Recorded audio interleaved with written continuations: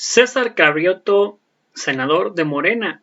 Alito Moreno está enojado porque quería el fraude electoral a su favor en Chiapas, pero no se dio, que gracias a eso pues pasó lo que pasó con la reforma con traidores a la patria. Veamos de qué se trata y qué nos dice el senador de Morena, César Carrioto, y ahorita comentamos, ¿por qué no? ¿Por qué está enojado Alito? Porque seguramente, como acostumbra ese partido político, le pidió, porque este embajador fíjense, fue el suplente de Alito. Alito, cuando sale de gobernador de Campeche, se queda el señor Aiza como gobernador. Y Alito seguro le dijo: opera el fraude electoral en Campeche, opera para que gane nuestro candidato. Y como el señor Aiza no operó, sino que hizo las cosas bien como gobernante y dejó que los ciudadanos de Campeche eligieran libremente a su actual gobernadora, pues se encabritó Alito y por eso está politizando este nombramiento.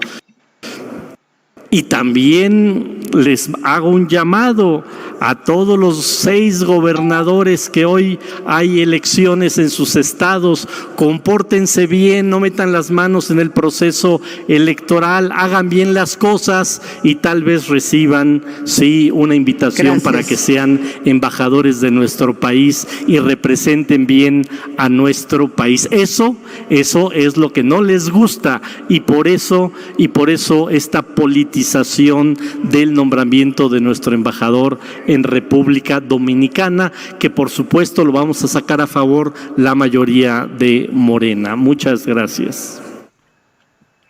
Y faltaba más, invitamos a César Carrioto a conversar aquí en Los Periodistas. Bienvenido, senador, muchísimas gracias por estar aquí. Lo que tengo que declarar para que me inviten.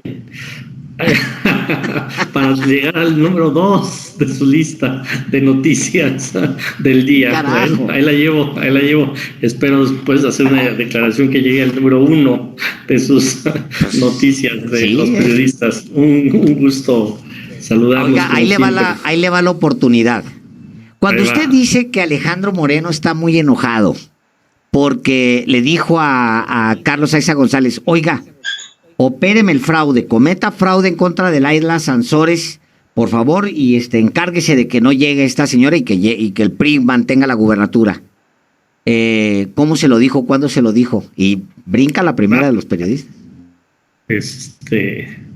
He sabido cómo operan los periodistas, he sabido que Alito quería forzosamente que ganara su candidato en Campeche y por eso está tan enojado. Si no estuviera enojado con el hoy embajador de República Dominicana, pues estaría muy contento que alguien que fue cercano a Alito, un paisano de él, pues fuera nuestro representante ante el gobierno y el pueblo de República Dominicana. Está tan enojado pues porque al haber dicho no me operó como le dije que operara, no metió las manos en la elección y por eso politizó esta designación.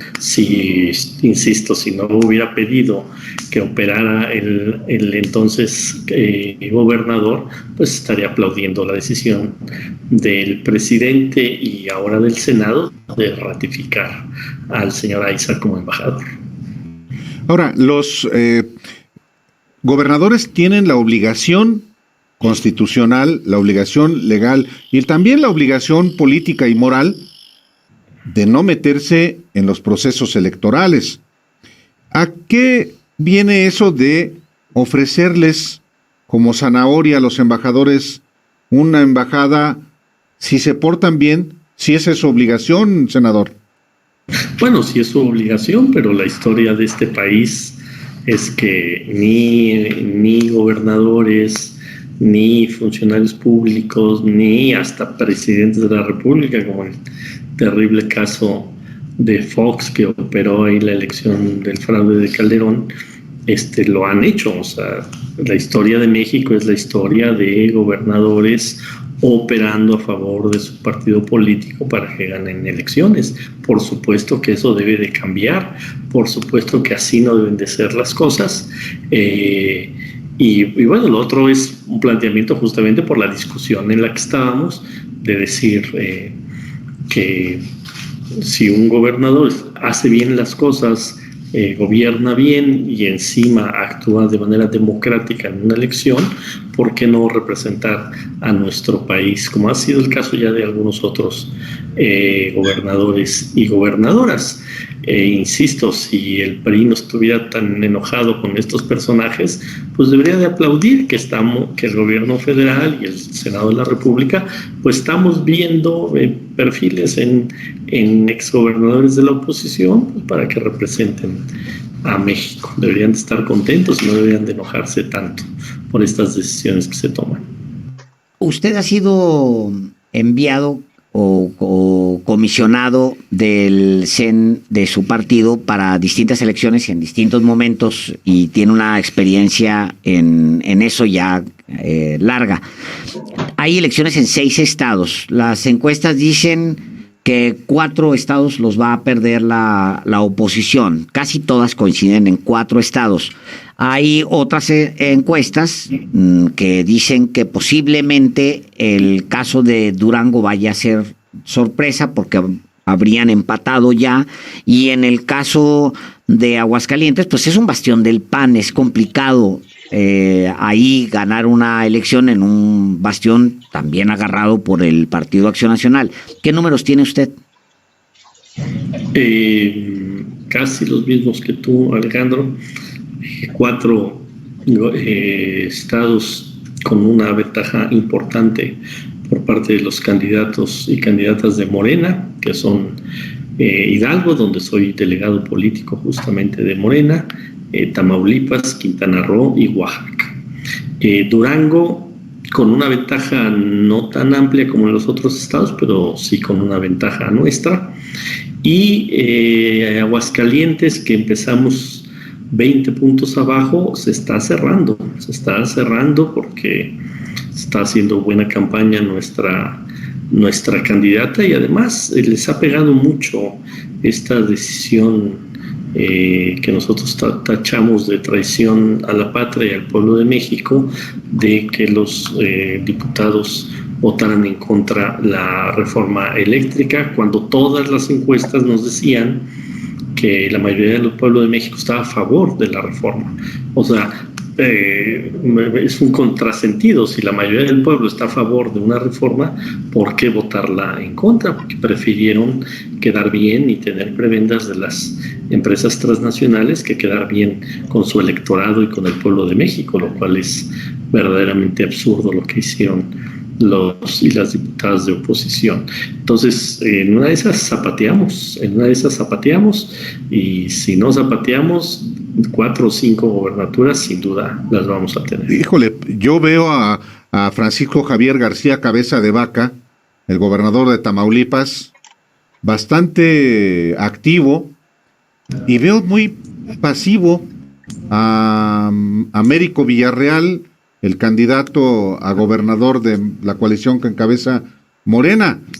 En una de esas no los vayan a bolsear y gana el candidato de Cabeza de Vaca y de Javier Lozano y de Max Cortázar y Jorge Manzanera y los Calderón allá.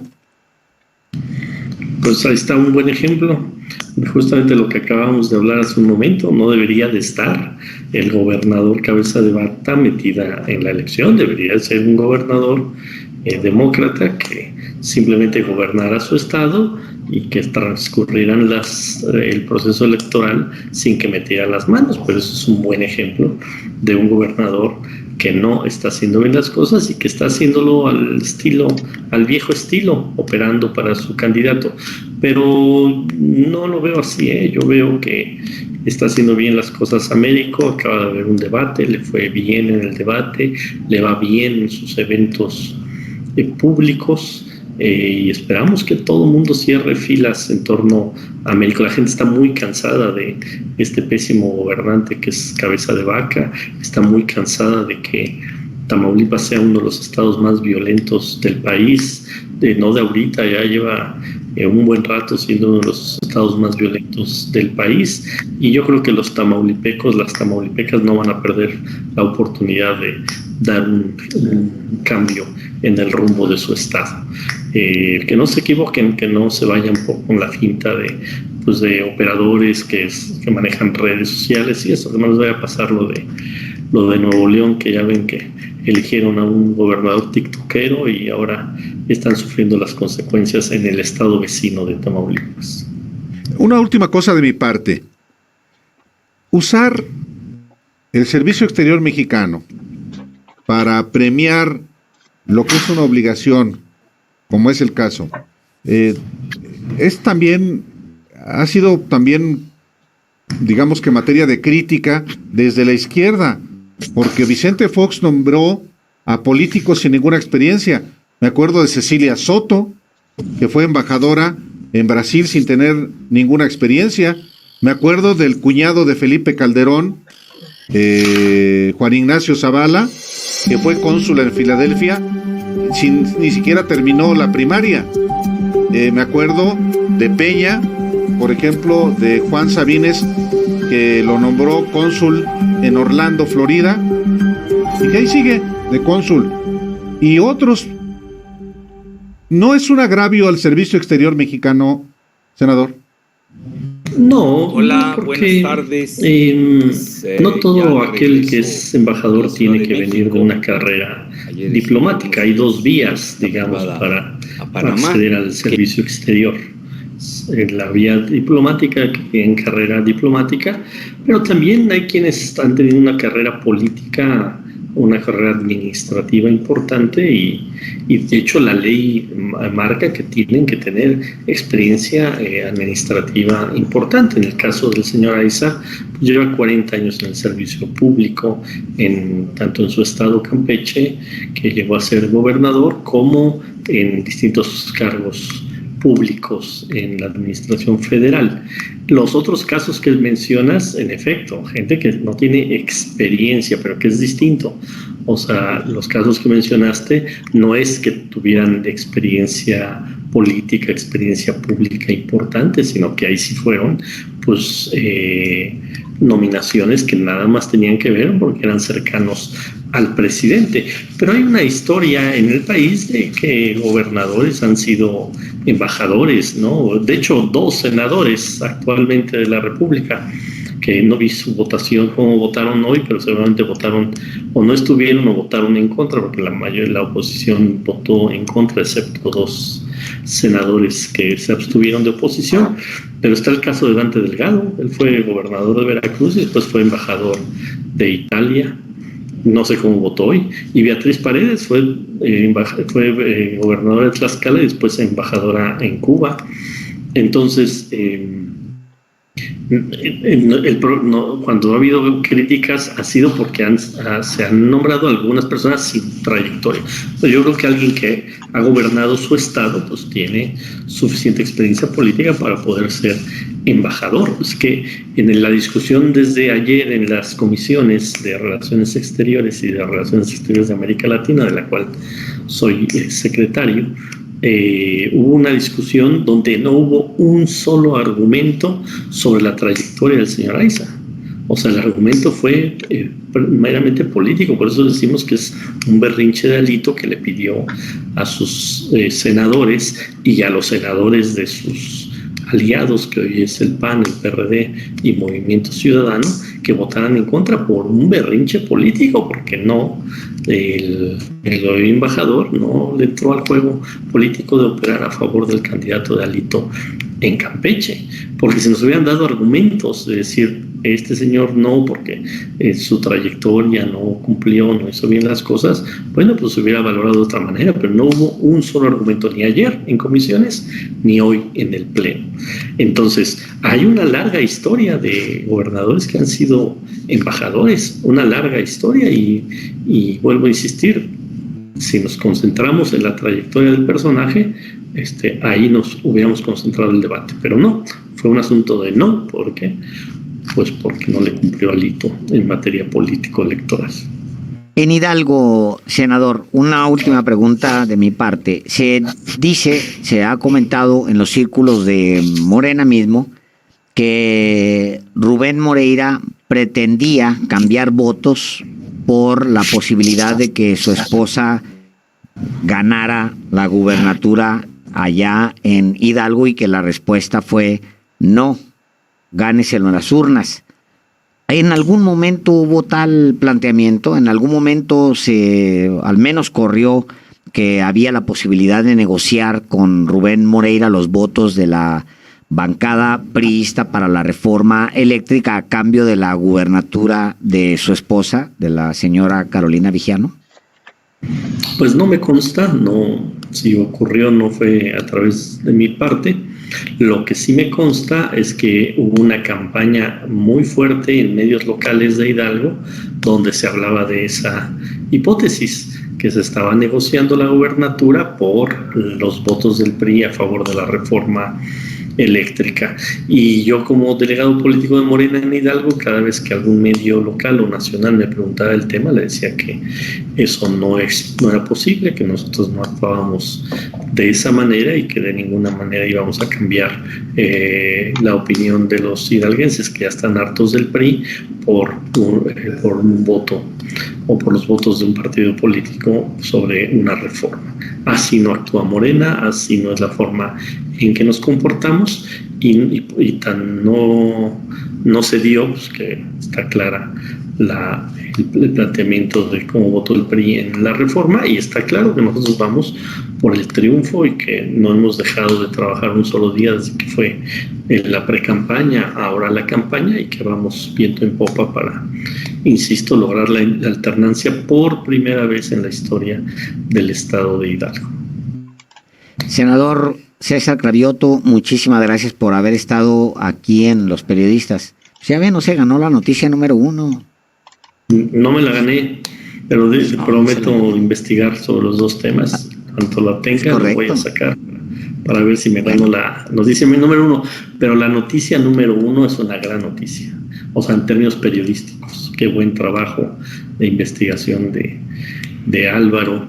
Y es muy alarmante cómo se siguen desviando recursos públicos para sostener medios que lo único que hacen es golpear un proyecto político. O sea, no es que empresarios, ciudadanos con recursos de su bolsa deciden apostar a un proyecto periodístico para informar a los mexicanos. No, es con recursos públicos, se sostiene un proyecto que ni siquiera es un medio de comunicación como tal, un proyecto político para golpear a un gobierno legítimamente constituido y de paso hacer millonario a Carlos Loret de Mola, que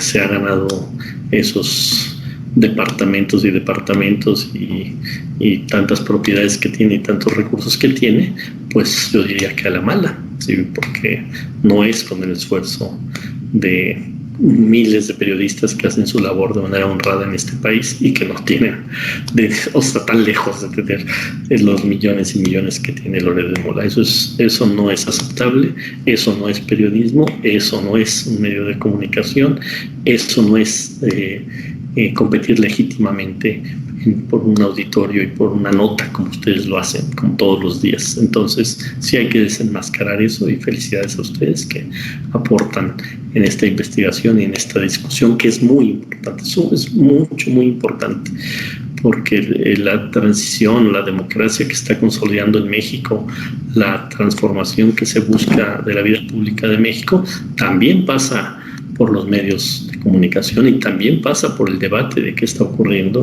en los medios de comunicación, y por eso también el presidente se ha metido al tema, porque es un tema sumamente relevante. Los medios de comunicación, claro que juegan un papel fundamental en los procesos de transformación de un país, y si no logramos consolidar esa democratización de los medios y esa claridad y transparencia que tiene que haber en el financiamiento de los medios, pues estaremos dejando trunca este proceso de transformación del país. O sea, no es una ni es un tema contra un periodista, ni es un tema menor. Es un tema de la máxima importancia para lograr, insisto, una vida más transparente en todos los aspectos en este país.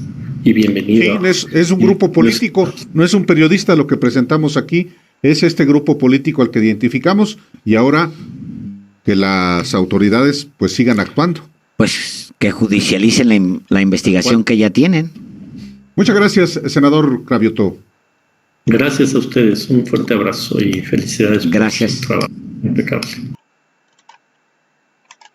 Bueno, pues ahí está César Cravioto, donde nos dice que Alito Moreno prácticamente pedía el fraude en Chiapas para poder darle los votos tanto como para la reforma eléctrica, que por ahí se cayó básicamente, y pues al ver que no pasó, pues se enojó Alito Moreno y pues les dijo a todos los diputados del PRI, ¿saben qué?